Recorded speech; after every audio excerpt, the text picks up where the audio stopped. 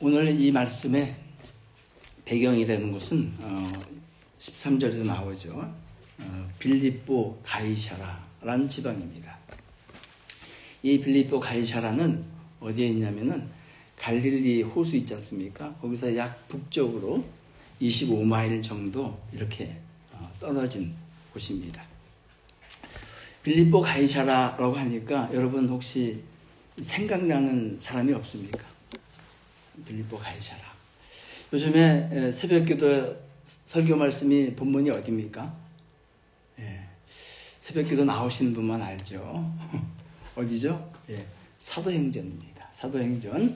사도행전에 보시면은 이 바울 사도가 1, 2, 3차 선교여행을 마치고 예루살렘에 들어옵니다. 예루살렘에 오셔가지고 오랜 시간이 안 걸렸어요. 약 성경에서는 12일이라고 하는데 곧 바울 사도가 잡힙니다. 왜 그러냐면은 이방인들 말고 자기와 같은 민족인 유대인들이 이 바울 사도를 죽이려고 하는 거예요. 그 죽이려고 할 때 이 이방인 로마 군인들의 손에 의해서 예수님께서 바울 사도를 구해주십니다. 그리고는 이 예루살렘에서 두 번의 변호할 기회를 가져요. 근데 그때 이 유대인들이 어떻게 했냐면요. 야, 내가 바울 사도를 죽이기 전에는 먹지도 않고 자지도 않겠다 하는 사람들이 생겨났습니다. 그 사람들이 몇 명이었냐면은 한두 명도 아니고 40명이나 그런 사람들이 있었어요. 그래서 우리 하나님께서는 하나님의 종, 예수 그리스도의 종인 바울을 어떻게 이 죽음의 위협 가운데 구해주시고 지켜주시는가 하는 모습이 성경에 나와 있죠. 그 모습을 한번 보겠습니다. 사도행전 23장 23절 다 같이 한번 읽어주세요. 시작.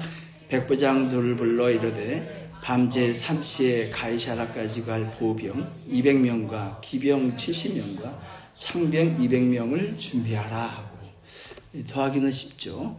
200 더하기 70 하면 몇 명입니까? 470명. 바울 한 사람을 호송하는데 자그마치 470명인데 군인들이 종류마다 있어요. 보병 200명, 창병 200명, 그리고 말타는 병사 70명. 요즘으로 하면요, 이 보병 2개 중대, 그리고 탱크 기갑부대 1개 중대, 그리고 특전사 2개 중대. 아주 엄청난 병력이 바울을 호송하는 거예요. 요즘에 LA 시장이 어디 간다 그러든지 캘리포니아 주지사가 어디 간다 그래도 이 정도의 병력은 뜨지 않습니다. 바울이 언제 나 그렇게 지켜달라 그랬습니까? 바울은 그런 적이 없어요. 이거 누가 하시는 거죠? 하나님이 하시는 거예요. 하나님께서는요, 자신의 동족은 바울을 죽이려고 했지만은 이방인의 손을 빌려서도 이 바울을 안전하게 지켜주신 것을 봅니다. 왜 그럴까요? 저와 여러분도 마찬가지입니다. 우리의 삶을, 우리의 모든 것을 주님 앞에 드려보십시오. 헌금을 하라는 얘기가 아니에요. 그렇게 듣지 마시고 삶을 드리라는 얘기예요. 그럼 주님께서 받으시면요, 그 사명이 있는 날까지 주님께서 그 삶을 지켜주시고 보호해 주십니다. 어떤 상황 가운데에도. 저와 여러분의 삶 가운데 2020년에는 이러한 주님의 인도, 보호하심이 충만하기를 예수님 이름으로 축복합니다. 네. 그래서 이 가이사라는 그런 지방입니다. 근데 성경에는요, 가이사라라는 곳, 이 지방이 2번 나와요. 다른 지방이. 한국에도 이 경기도 광주가 있고 저 전라도 남도에 광주가 있는 것처럼 이 가이사라라는 지명이 2번 나오거든요. 그래서 제가 혹시 오해가 있을까봐 지도를 한번 가져왔습니다. 저 지도 한번 보세요. 저 북쪽에 빨간색 화살표 있잖아요. 그 위에 보시면 헐몬산이 있어요. 오늘 배경이 되는 곳은 여기입니다. 그리고 이곳은요, 그 이방신을 아주 경배하는, 숭배하는 그 지역이 여기예요. 그 다음에 또 가이사라가 있는데 옆에 한번 보시면은 옆으로 잠깐 지도를 옮겨주시면 여기 이 항구에 또 가이사라는 항구가 있죠. 이곳 하면 또 여러분 생각나시는 이름 없습니까? 네.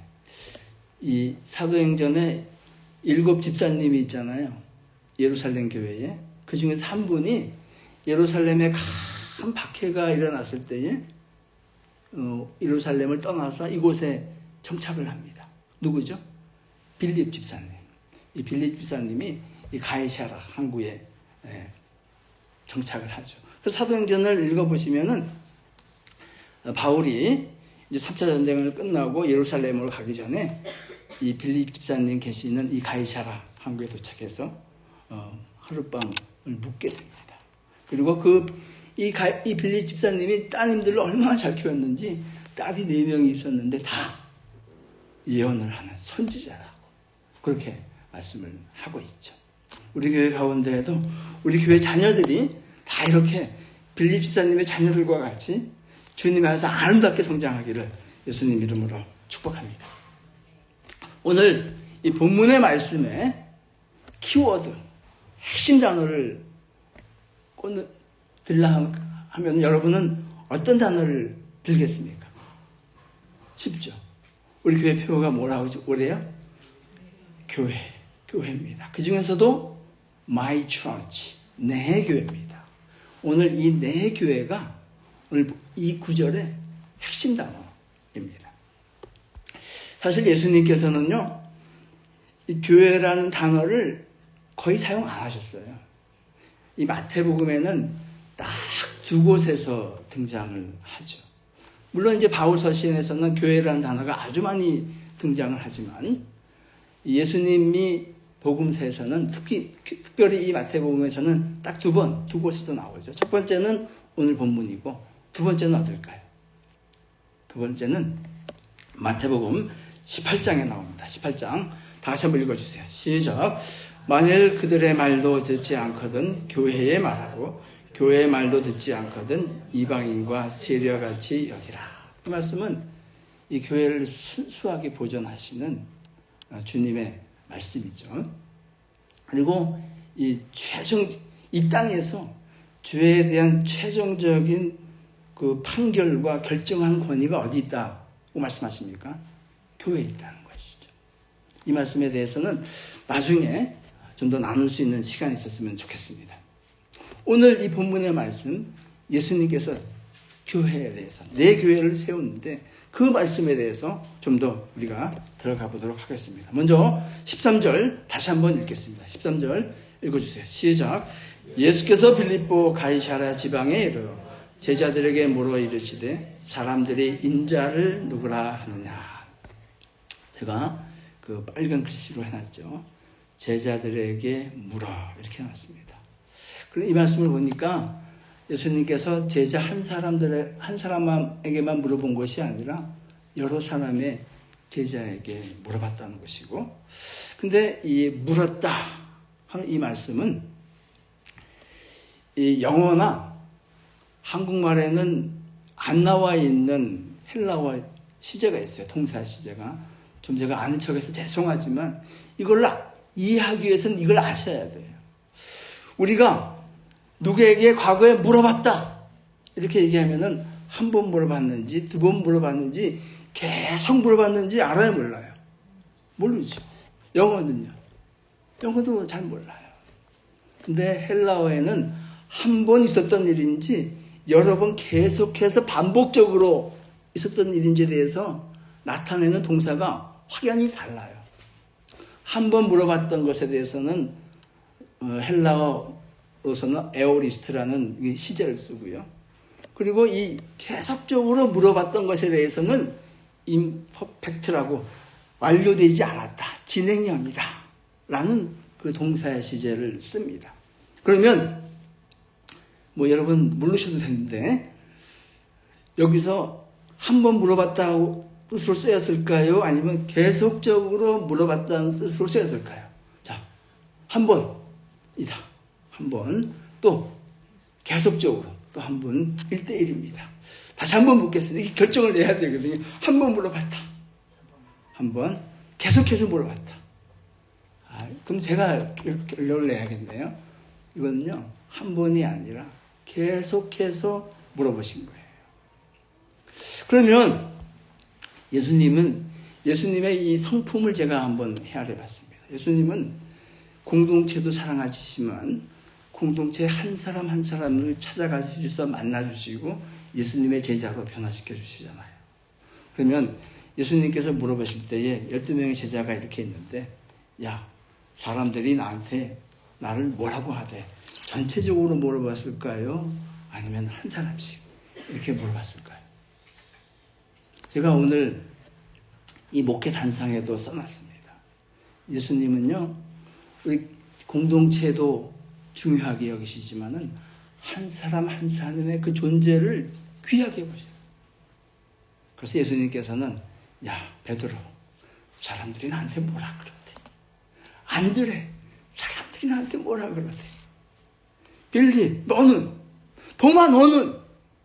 하고 계속적으로 이렇게 제자들에게 물어보신 것이죠.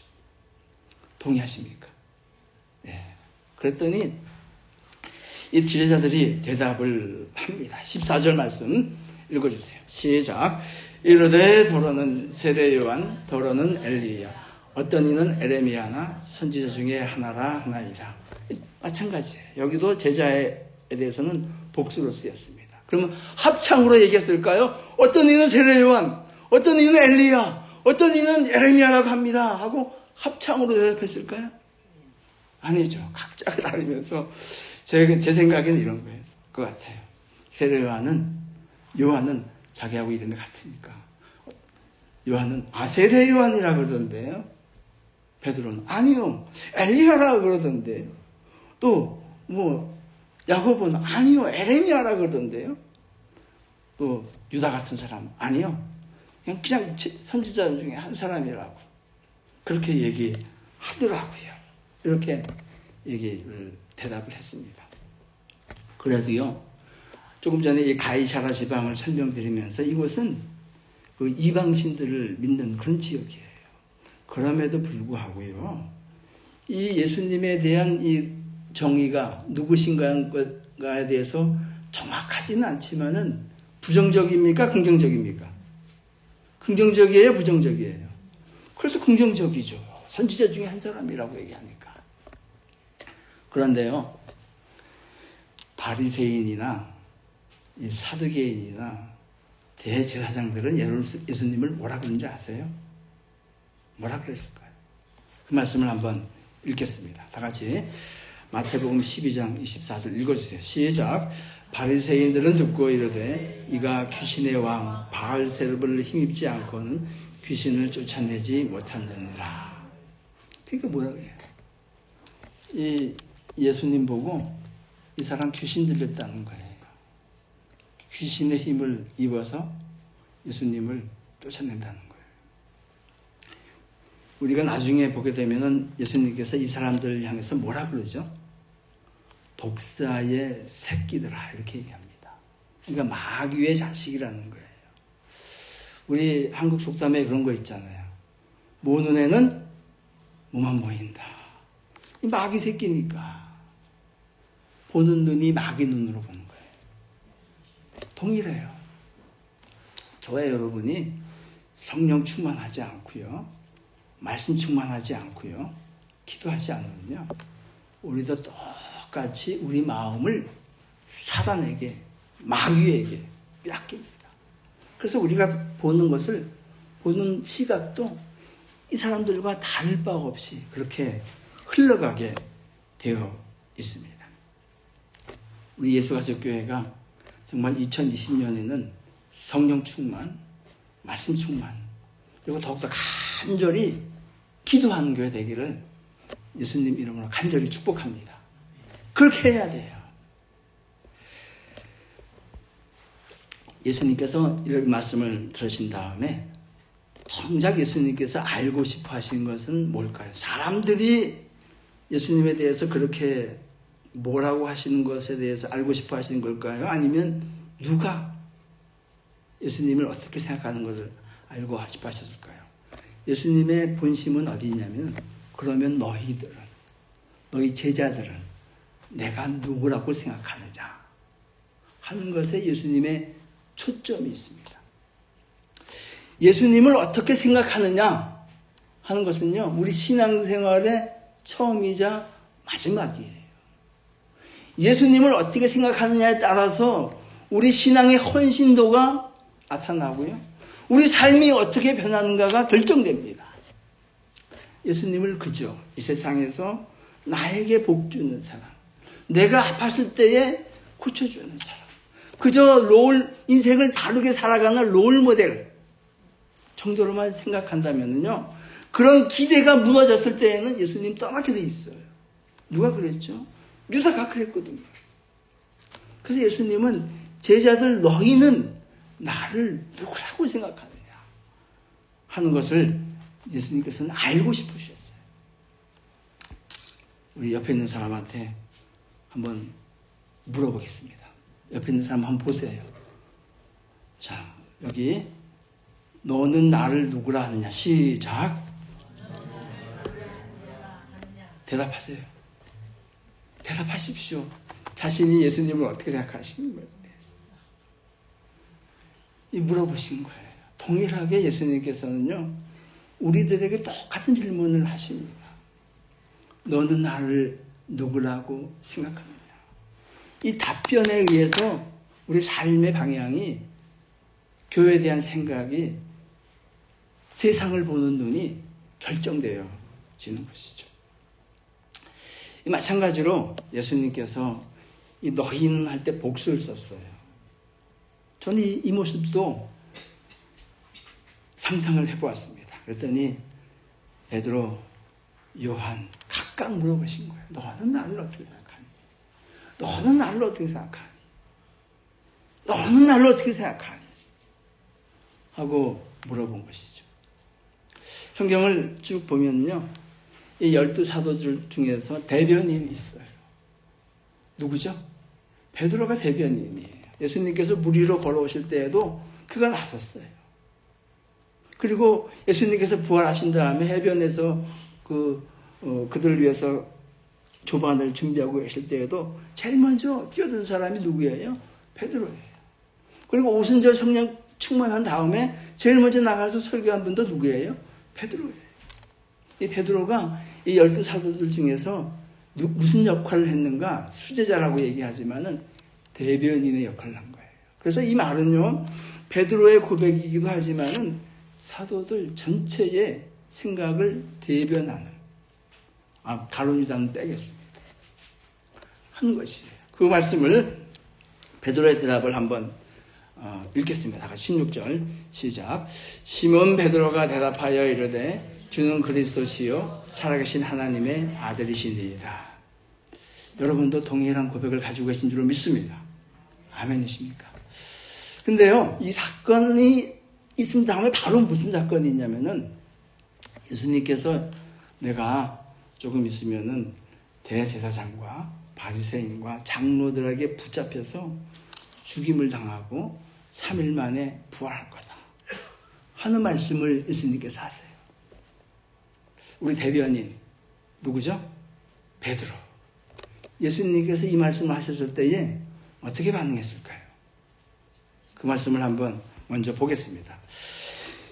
22절 읽어주세요. 다 같이 시작. 베드로가 예수를 붙들고 항변하여 이르되 주여 그리 마옵소서, 이 일이 결코 주께 미치지 아니하리이다. 저는요, 사실 이 말씀을 봤을 때는 베드로 믿음이 대단하다. 이것도 믿음의 고백 아니겠어요? 예수님, 무슨 일이 있어도 그런 일은 안 일어날 거예요. 제가 목숨을 다해서라도 제가 그거 맡겠어요. 여러분 그렇게 말할 수 있어요? 있어요, 없어요?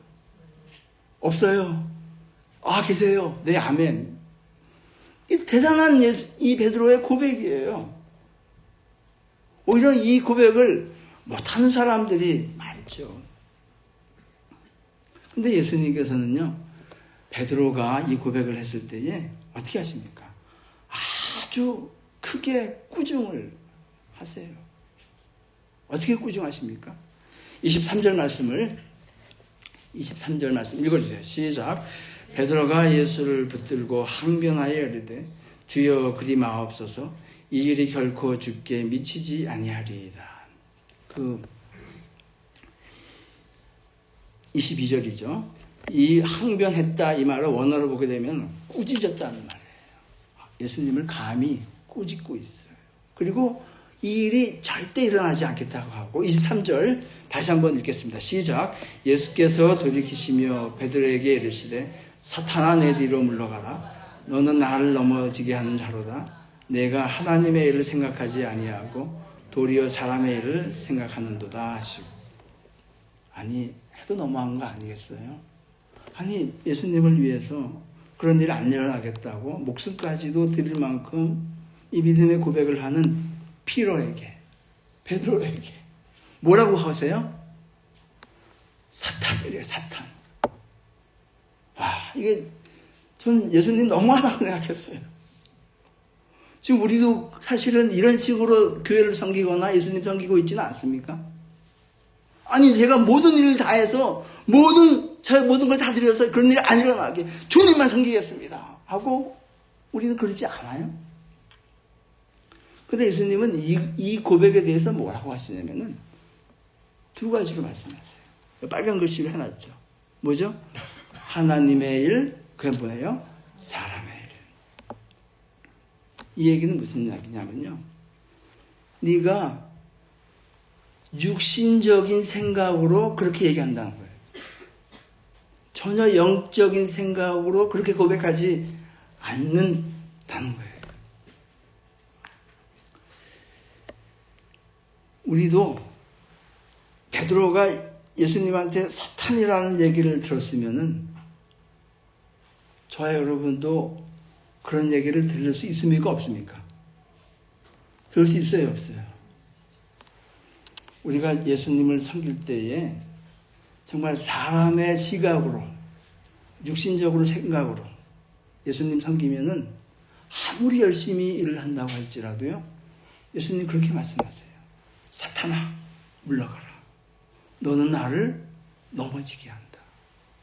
그거 말씀하시는 거예요.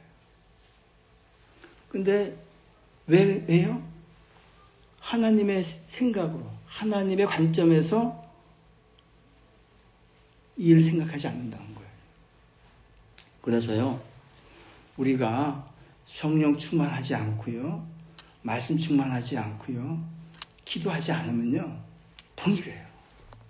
저도 마찬가지고 여러분도 마찬가지고 세상에 있는 사람 누구나 동일해요.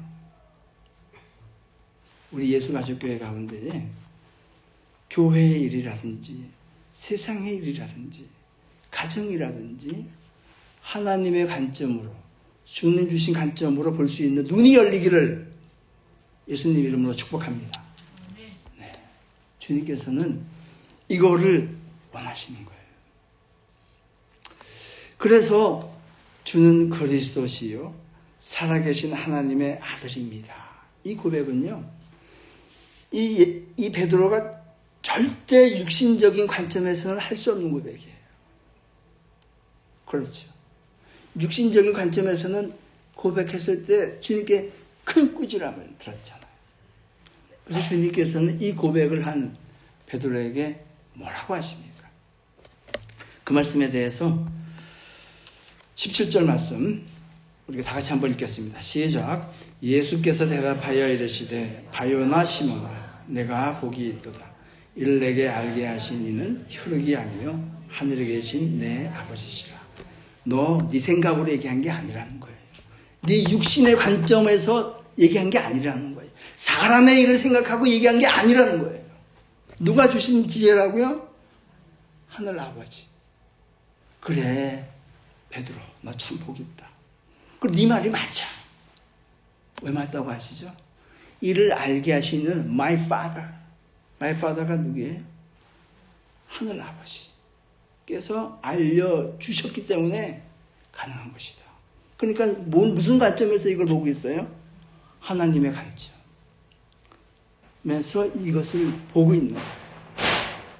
이럴 때에 예수님께서 그 베드로 대답에 대해서 답변에 대해서 축복하십니다. 우리 교회가 정말 무슨 일을 하든지요, 사람의 관점이 아닌 하나님께서 주신 지혜로 이 2020년에 교회 행사의 모든 행사를 결정하고 진행하기를 원합니다. 그리고 여러분의 비즈니스도 마찬가지고 자녀들도 마찬가지고요. 자신의 생각이 아닌 하나님께 지혜를 구하고 하나님 주신 지혜로 우리가 결정하고 진행하는 그런 복된 공동체 되기를 예수님 이름으로 간절히 축복합니다. 이 대답을 하니까 예수님께서 뭐라고 하시는가? 이어지는 말씀, 18절 말씀을 우리가 읽겠습니다. 다 같이 시작. 또 내가 내게 이르노니 너는 베드로라. 내가 이 반석 위에 내 교회를 세우리니 음부의 권세가 이기지 못하리라. 이 18절 말씀은요, 마태복음 전체에서 이 초대교회 이후에 지금까지 가장 핫하게 뜨겁게 논쟁이 벌어지는 구절이 이 구절이에요. 왜 그럴까요? 왜? 이 반석에 대한 정의가 다르기 때문이에요. 이 반석. 크게 세 가지 정의가 이 시대에 존재합니다.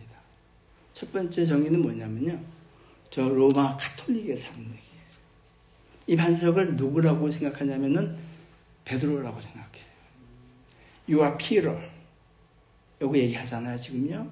그리고 좀 뒤에 우리가 주는 그리스도시여 살아계신 하나님의 아들입니다 할 때 번역을 주로 해놨지만요, 이 베드로가 진짜 얘기한 것은 주가 아니에요. You are예요.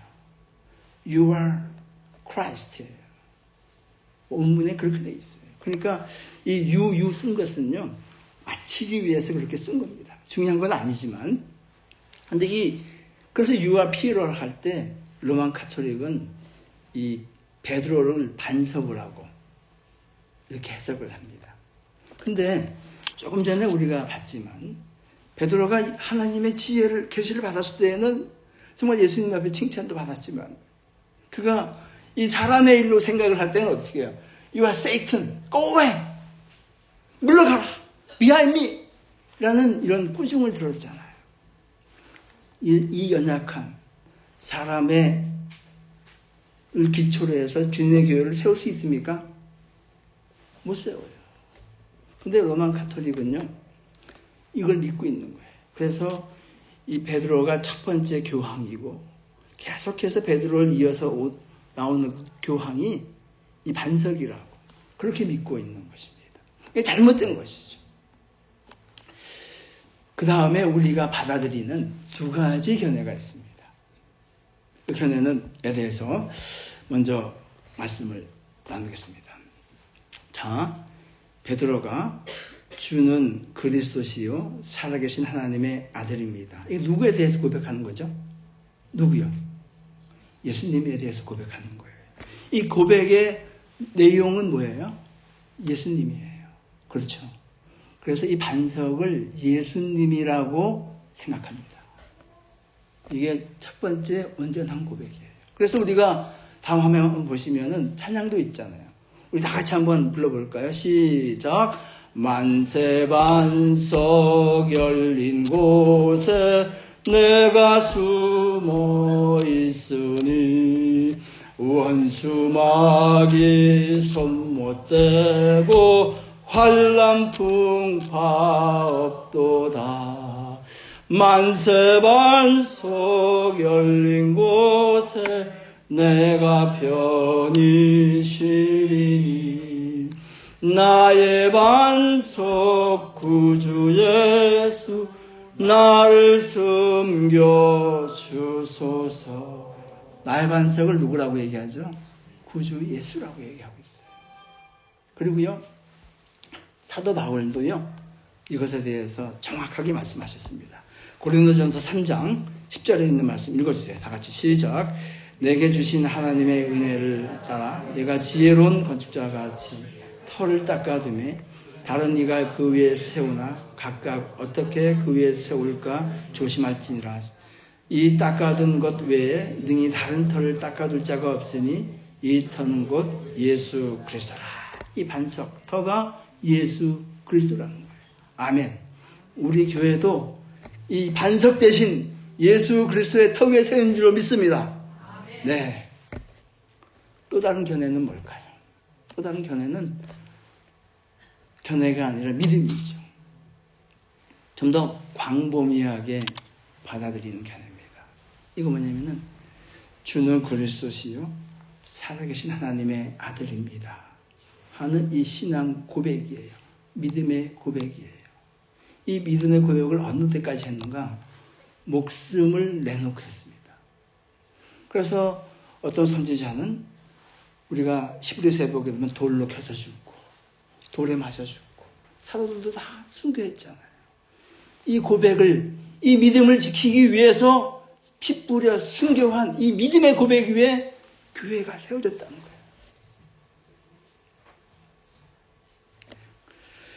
이 말씀을 에베소서 2장 20절 같이 읽어주세요. 시작. 너희는 사도들과 선지자들 터 위에 세우심을 입은 자라. 그리스도 예수께서 친히 보통이 되셨느니라. 이 믿음의 고백 위에 교회를 세우시는데 모퉁이들이 되셔서 이 모퉁이들을 통해서 교회가 온전히 세워질 수 있도록 주님께서 일하신다 하는 것이죠. 그러니까 앞에 있었던 말씀이나 지금 있던 말씀이나 키워드는 누구예요? 예수 그리스도입니다. 이것이 교회가 세워지는 기초인 것이죠. 이것이 사도 바울의 고백입니다. 이 고백이 다 복음적이고 성경적입니다. 성경을 통해서 우리가 확인했지 않습니까? 그런데요, 우리 교회도 그렇고, 그리고 신약에 있는 이 바울서시에 나오는 모든 교회들도 그렇고, 이 요한계시록에 나오는 7교회도 그렇고, 지금 이 LA나 이쪽에 있는 교회들도 좀 문제들이 좀 있어요, 없어요? 문제들이 있어요. 많이 있어요.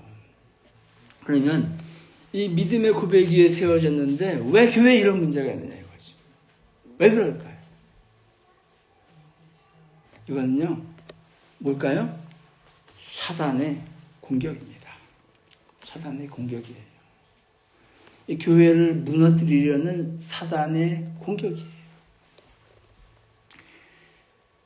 그러나 주님께서는 우리가 이 믿음의 반석 위에 잘 서 있으면은 어떠한 사단의 공격도 막아낼 수 있는 힘과 능력을 공급해 주십니다. 아멘이십니까?